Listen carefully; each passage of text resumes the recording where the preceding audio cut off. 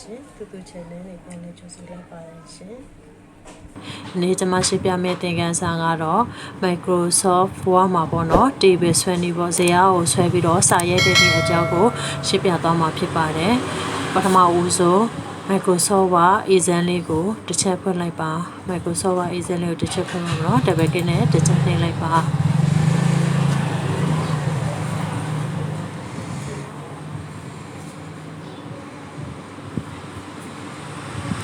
ဟုတ်ကဲ့အဲ့ဒါ Microsoft Word မှာပေါ့နော်ဇာတ်ကို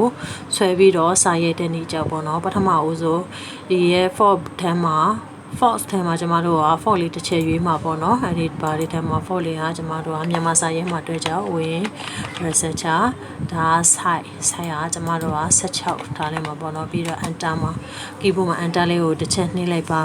ပြီးတော့ table ဆွဲရတဲ့ဒီဘားမှာရှိတဲ့ insert ထဲမှာရှိနေတဲ့ table အဲ့ဒီ table လေးကိုအောက်မှာရှိနေတဲ့မြားလေးကိုတစ်ချက်နှိပ်လိုက်ပါအဲ့ဒီဟာမှာ insert table ဆိုပြီးတော့စာလေးပေါ့နော်အဲ့ဒီဟာလေးကိုတစ်ချက်ရွေးလိုက်ပါ okay insert table အဲ့ဒီဟာမှာသူက number of column ကဘယ်နှခုယူမှာလဲ number of row ကဘယ်နှခုနဲ့ရိုက်မှာလဲအဲ့ဒီဟာမှာကွက်ရည်ကိုဒီထက်မှရွေးလို့ရတာပေါ့နော်ကျွန်မ column ကို9ခုထားပြီးတော့ row ကိုတော့4ခုပဲထားလိုက်မှာပေါ့နော်အဲ့ဒီဟာမှာ font လို့ပြောပြီးတော့ okay လေးကိုတစ်ချက်နှိပ်လိုက်ပါ okay အဲ့ဒီဟာဆိုရင် table လေးပေါ့နော်ဇာတ်လေးကြားလာမည်ဖြစ်ပါတယ်အဲ့ဒီမှာပထမဦးဆုံးမှာကျွန်မတို့ကစင်ပေါ့နော်ဒုတိယတစ်ခွက်မှာကတော့အမျိုးအမည်နောက်တစ်ခုကဝင်ငွေပေါ့နော်နောက်တစ်ခုကထွက်ငွေ okay အဲ့ဒီဟာပေါ့နော်ဒီနောက်မှာပို့နေတဲ့ကွက်လေးကိုဖြဲလို့လည်းရတယ်ဖြဲရအတွက်ဒီပေါ်မှာရှိနေတဲ့ caster လေးကြားနေတဲ့အချိန်မှာ select လေးကိုမှတ်ပြီးတော့ဒီရဲ့ select လေးဖြစ်နေတဲ့အချိန်မှာ right click လေးကိုတစ်ချက်နှိပ်ပြီးတော့ delete corner လေးကိုတစ်ချက်နှိပ်လိုက်ပါ okay အဲ့ဒါဆို corner လေးကတစ်ခုပြုတ်သွားမှာပေါ့နော်အဲ့ဒီဟာစာလေးကိုကြည့်လိုက်ပါစာလေးကနဘေးကိုရောက်နေတဲ့ကျမတို့က setting center ပေါ့နော်အလဲဘဟိုပို့ရအတွက်ဒီမြားလေးပေါ်နေတဲ့အချိန်မှာဒီစာပေါ်မှာ select လေးကိုနှိပ်ရပါ okay အဲ့ဒီဟာမှာ home ဘားလေးပေါ်မှာပေါ့နော် home လေးကိုတစ်ချက်နှိပ်ပြီးတော့အဲ့ဒီဟာမှာဒီမှာ center ဆိုတဲ့ဟာလေးရှိတာပေါ့နော်ဒါမှမဟုတ် keyboard မှာ control E ကိုလည်းနှိပ်လို့ရတာပေါ့နော် okay ကျမဒီမှာ center လေးရွေးလိုက်မယ် okay အဲ့ဒါဆိုရင်စင်းအမျိုးမျိုးဝင်ထိုင်ငယ်လေးကအကုန်လုံးက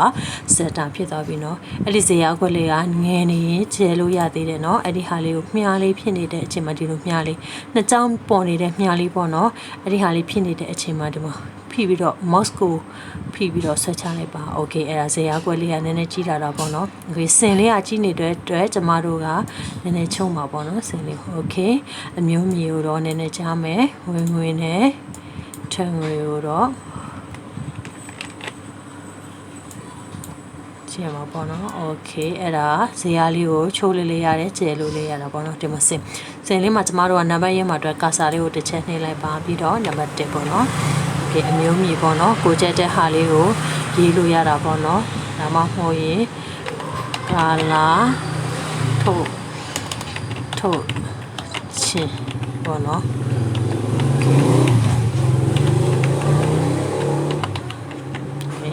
မြောက်ပေါ်မှာ3000